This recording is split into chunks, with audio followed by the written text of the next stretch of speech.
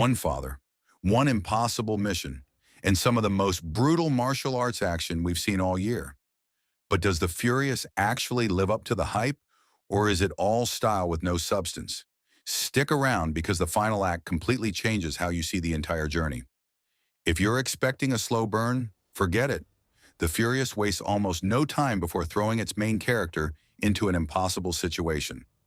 The film establishes its emotional stakes early, but instead of drowning you in exposition, it trusts the action to tell the story. And that's exactly where this movie separates itself from many modern action films. But before we get into the fights, there's something important about the main character that makes every scene work. He's a man of very few words. Rather than relying on speeches, the film lets his decisions, expressions, and determination carry the emotional weight. That choice gives the movie a unique identity and makes every confrontation feel more personal. Now here's where things get interesting. As the danger escalates, the film keeps asking one question: how far would a parent go to save their child?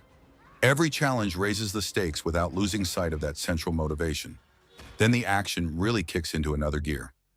One of my favorite sequences involves the protagonist fighting through multiple opponents in a confined space.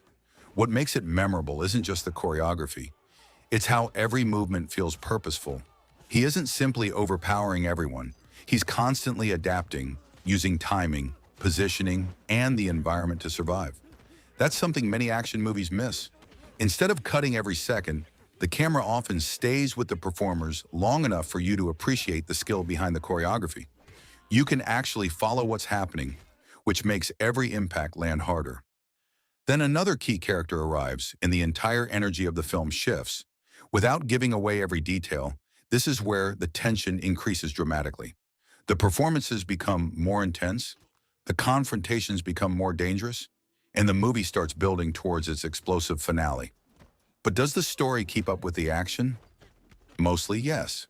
The plot itself isn't especially groundbreaking. If you've watched plenty of martial arts films, you'll probably recognize some familiar story beats.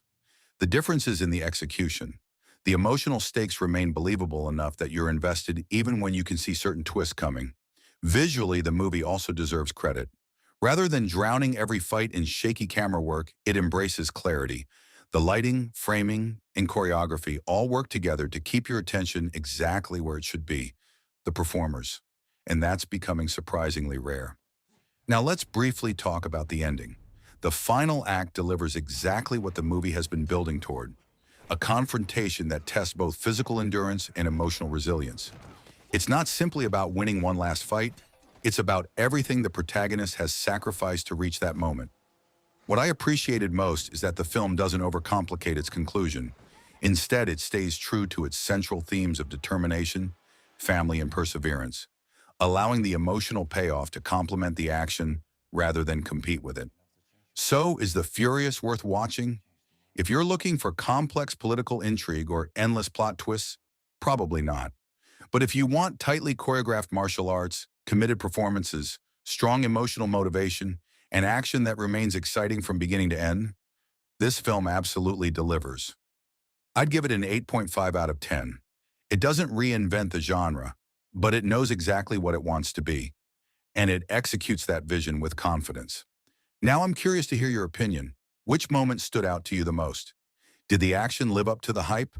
Let me know in the comments, and if you enjoyed this breakdown, don't forget to like, subscribe, and I'll see you in the next video.